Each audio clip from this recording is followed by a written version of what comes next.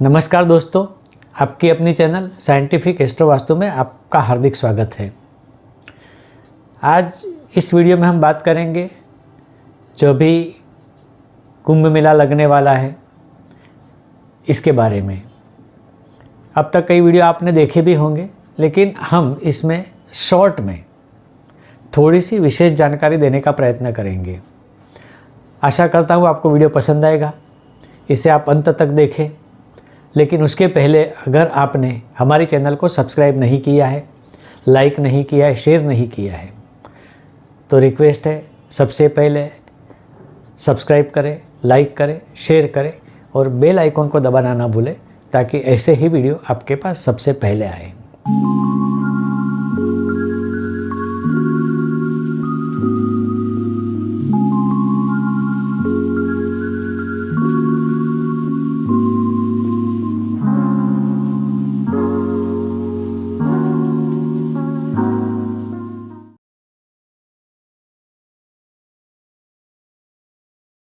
दोस्तों, इस साल का कुंभ मेला 13/1/2025 को प्रयागराज में शुरू होने वाला है।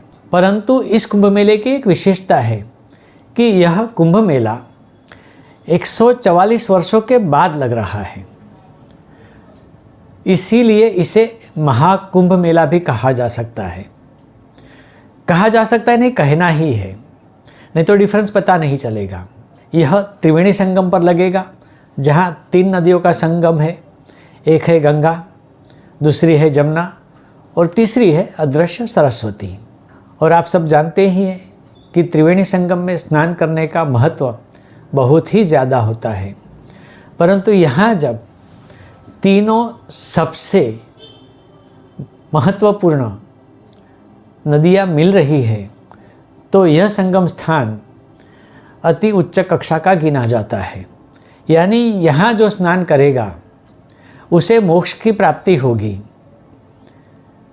और कहा जाता है कि यहाँ सारे पाप धुल जाएंगे, लेकिन साइंटिफिक दृष्टि से ये मैं नहीं मानता। पाप तो अपने कर्मों से ही धुले जाएंगे, परंतु हाँ, इस स्थान का जो महत्व है वह है वैज्ञानिक।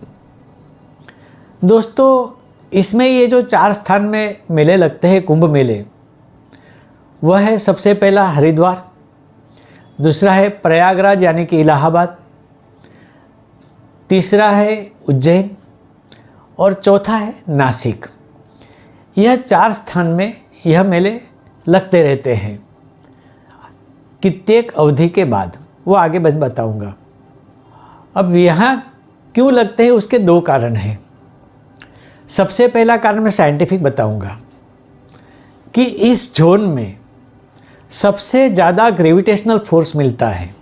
यह फोर्स यहाँ जाने से प्रत्येक व्यक्ति को मिलता है, उसको एक प्रकार की शक्ति मिलती है और उसी शक्ति के कारण ये अपनी प्रगति कर सकता है, सक्सेस मिल सकती है, उसके आचार विचार थोड़े से बदल सकते हैं और कहीं ना कहीं पुण्यफल तो मिलता ही है। अब जो दूसरा कारण है वो धार्मिक है। ज़्यादा लंबा नहीं खींचूंगा। कहा जाता है कि जब समुद्र मंथन हुआ था, तब अमृत का कुंभ यानी कि घड़ा उसमें से निकला था और देवों और दानवों में खींचातानी हुई थी। इसीलिए देव अमृत का कुंभ लेकर भागे थे और पीछे असुर पड़े थे। उसी समय उसमें से कुछ बूंदें बाहर गिरी थी, और जो बूंदें बाहर गिरी थी वो स्थान है सबसे पहला हरिद्वार, दूसरा है प्रयागराज, तीसरा है उज्जैन और चौथा है नासिक।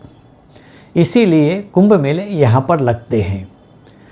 अब सिर्फ इसीलिए लगते हैं वो तो बात है ही, परंतु यहाँ ज्योतिष के जो ग्रह योग है उसका भी उपयोग होता है कि पर्टिकुलर योग में ही ये कुंभ मेले लगते हैं। आगे जाके मैं वो भी बताऊंगा।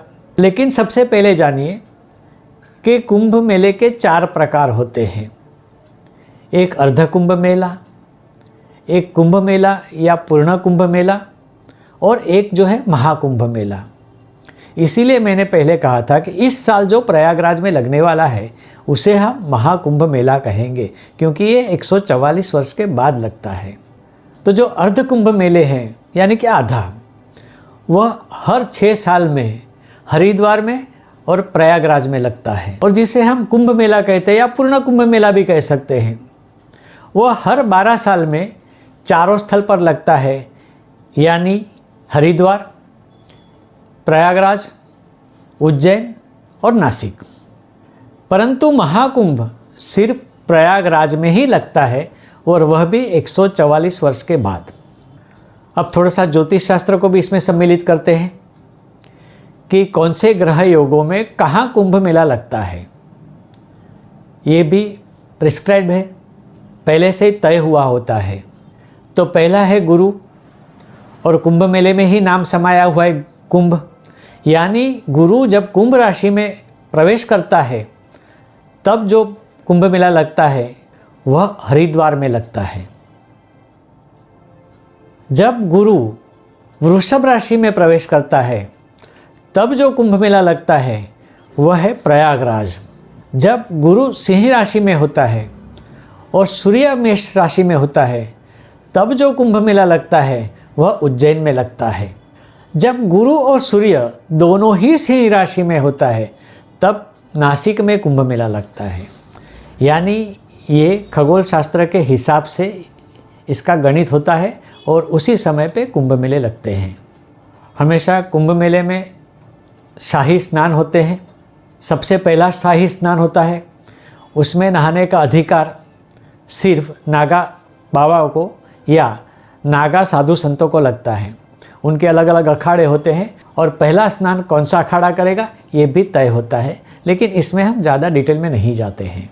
परंतु ये 2025 का जो महाकुंभ मेला होने वाला है उसमें 6 प्रकार के शाही स्नान होंगे। वह कब होंगे वह मैं आपको बताता हूँ। सबसे पहला शाही स्नान होगा पौष मास की पूर्णिमा के दिन, और यह तारीख है 13/1/2025। दूसरा शाही स्नान होगा मकर संक्रांति का, यानी कि 14/1/25 को। तीसरा शाही स्नान होगा मौनी अमावस्या को, जो आती है 29/1/2025 को। इसके बाद में चौथा शाही स्नान होगा वसंत पंचमी का, जो आती है 3/2/2025 को। पांचवा शाही स्नान होगा माघी पूर्णिमा का, जो आएगा 12/2/2025 को। और आखिर में छठा जो शाही स्नान आता है वह है महाशिवरात्रि 26/2/2025 को। दोस्तों, शाही स्नान का महत्व ये है कि इस दिन में सबसे ज़्यादा पुण्य कमाने को मिलता है। आज के वीडियो में बस इतना ही, लेकिन फिर याद दिलाना चाहता हूँ कि अगर आपने हमारी चैनल को सब्सक्राइब नहीं किया है, शेयर नहीं किया है, लाइक नहीं किया है, तो सबसे पहले सब्सक्राइब करें, शेयर करें, लाइक करें और बेल आइकन को दबाना न भूलें, ताकि ऐसे ही जानकारी वाले वीडियो आपके सामने जल्द से जल्द आए। लेकिन अगर आपको कोई विषय पर स्पेसिफिक जानकारी चाहिए तो हमारे कमेंट सेक्शन में जाकर हमें लिख भेजिए, हम उसका वीडियो बनाएंगे, आपके सामने पेश करेंगे।